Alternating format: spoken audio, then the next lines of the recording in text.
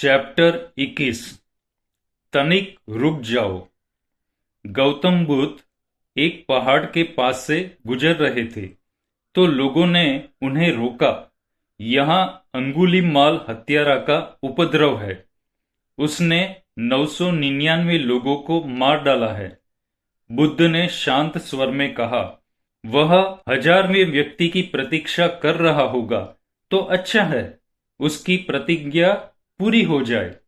बुद्ध को देखकर अंगुलीमाल ने आवाज लगाई, रुक जाओ, ठहर जाओ। बुद्ध ने कहा, वत्स, मुझे रुके सालों बीत गए, मैं कभी चला ही नहीं। तू उठा अपना फरसा, परंतु मुझे मारने से पहले मेरी अंतिम इच्छा पूरी कर दे। यह जो सामने वृक्ष है, उसके कुछ पत्ते काटकर मुझे दे दो। अंगुलीमाल ने फौरन एक शाखा काट दी। बुद्ध ने कहा, आधा काम तूने किया, आधा और कर दे, इसे तू वापस जोड़ दे। वह फौरन बोला, क्या टूटी शाखा कहीं वापस जोड़ी जा सकती है?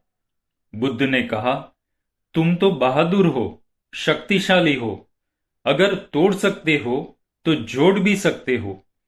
तुमने 999 आदमी मार डाले, मगर एक बार भी नहीं सोचा एक चींटी भी तू नहीं बना सकता, एक सूखे पत्ते को तू हरा नहीं कर सकता।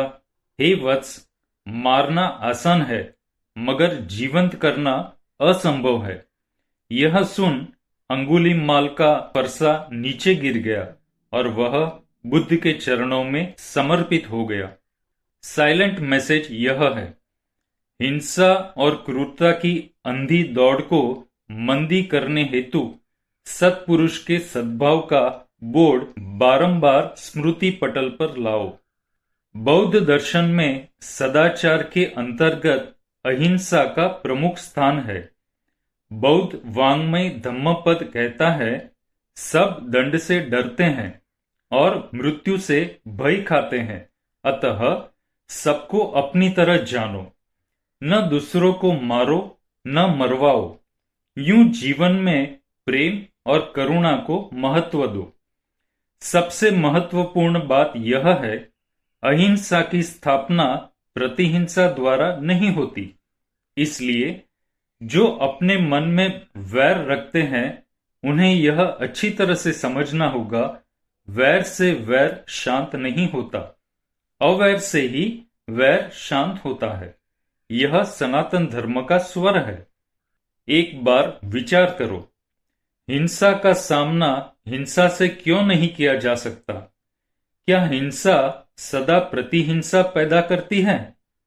क्या हिंसा का प्रतिकार अहिंसा से असंभव है?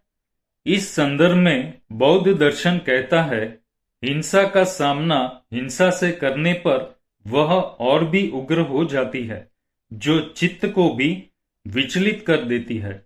इसी कारण गौतम बुद्ध ने सहिष्णुता को परम तप घोषित किया, चूंकि इसके बिना अहिंसा स्थिर नहीं रह सकती। सबसे महत्वपूर्ण बात है, बौद्ध दर्शन में अहिंसा के सूक्ष्म अर्थ को भी उभारा गया है। धम्मपद में लिखा है, इतने मात्र से कोई आर्य नहीं होता कि वह जीवधारियों की हिंसा नहीं करता।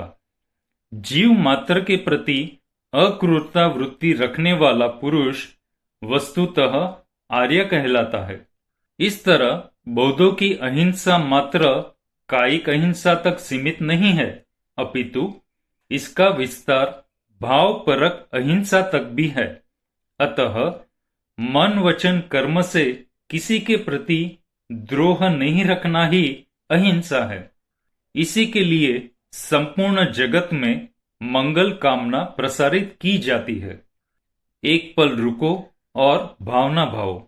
समस्त बौद्ध धर्मानुयायी पंचशील का मार्ग समझें एवं उसका प्रचार प्रसार करें, तभी वे धर्मशास्त्र धम्मपद को अपने जीवन का पद बना पाएंगे। इतना ही नहीं, एक दिन धर्म की स्थापना भी भीतर में कर सकेंगे। एक बात सुनिश्चित है, हिंसा सदा प्रतिहिंसा पैदा करती है, मगर अहिंसा ही उसका एंटीडोट है। मान लो एक व्यक्ति यह सोचकर हिंसा करता है कि किसी ने मेरे घर को नष्ट कर दिया, इसलिए मैं भी उसके घर को आग लगा दूं। स्पष्ट है, नतीजा यह आएगा, उसने अपना घर भी खोया और प्रेम तथा करुणा भाव भी खो दिया। हाथ में कुछ नहीं आया और दिल की अमीरी को भी गंवा दिया। इसलिए अहिंसा भगवती की हिदायत है, सबसे प्रेम करना और प्राणी मात्र की सेवा करना ही महान धर्म है, सच्चा पुरुषार्थ है। ज्ञातव्य है, प्रत्येक बौद्धानुयायी को हिंसा, झूठ, चोरी, कुशील एवं प्रमाद, इन 5 स्थान से विरति जरूरी है। यह पंचशील है। आज के संदर्भ में देखा जाए तो बौद्ध धर्मावलंबियों की स्थितियां विचित्र है और गतिविधियों में विभिन्नता है। कहना होगा, देश, काल और परिस्थिति की आड़ में उनकी व्रत नियम संबंधी धारणाएं बदलती जा रही है। यह मत भूलना, जो लोग प्राणियों की हिंसा करते हैं वे चाहे कितने ही शुभ कर्म करें, मगर उसका फल उन्हें प्राप्त नहीं हो सकता। उनकी समस्त क्रियाएं अग्नि में घी डालने के समान है।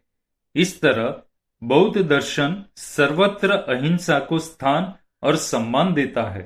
अहिंसा व्रत का पालन न करने वालों के लिए बौद्ध दर्शन कहता है, जो मनुष्य स्वयं सुख की कामना करता है उसे यह ज्ञात रहे, अन्य प्राणी भी सुख चाहते हैं, अतः उन्हें दंडित या पीड़ित न करें, वरना आप कभी भी सुख प्राप्त नहीं कर सकोगे।